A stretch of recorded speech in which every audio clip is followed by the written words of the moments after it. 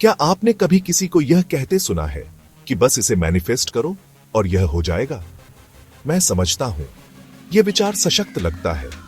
अपने विचारों को बदलो, अपनी जिंदगी बदलो, है ना?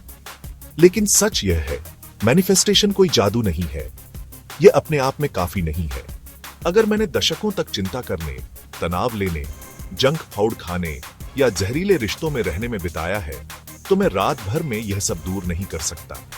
मानसिक और भावनात्मक शक्ति यह ऐसी चीज है जिसे आप बनाते हैं। यह अनुशासन है, यह चरित्र है।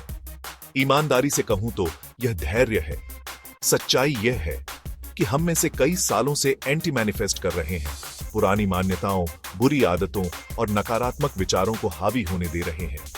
और मेरा विश्वास करें, वे आपकी उंगलियां झटकाने से गायब नहीं होते।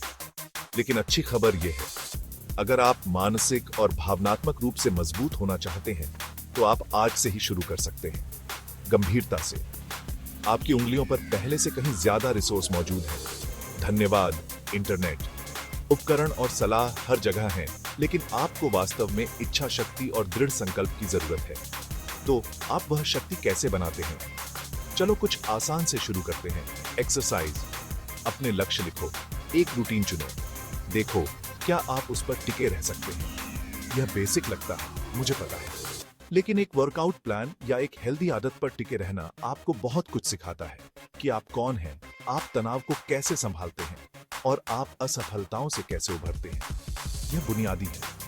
अगर आप डाइट और कसरत जैसी बुनियादी चीजों को छोड़ देते हैं, तो आप बाद में दीवारों से टकराएंगे।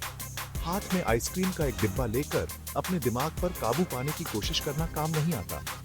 और डाइट, ओह, वह समीकरण का दूसरा हिस्सा है। हम में से ज्यादातर लोग जानते हैं कि जब हम चीनी, कैफीन, प्रोसेस्ड फूड छोड़ देते हैं तो हम बेहतर महसूस करते हैं। लेकिन क्या आप उनके बिना एक हफ्ता रह सकते हैं? अगर नहीं, तो खुद से पूछो क्यों। अगली बार जब आप किसी स्टोर या रेस्टोरेंट में जाएं, तो ध्यान दें, देखें कि आपका माहौल आपकी पसंद को कैसे आकार देता है, लगभग ऑटोमेटिकली।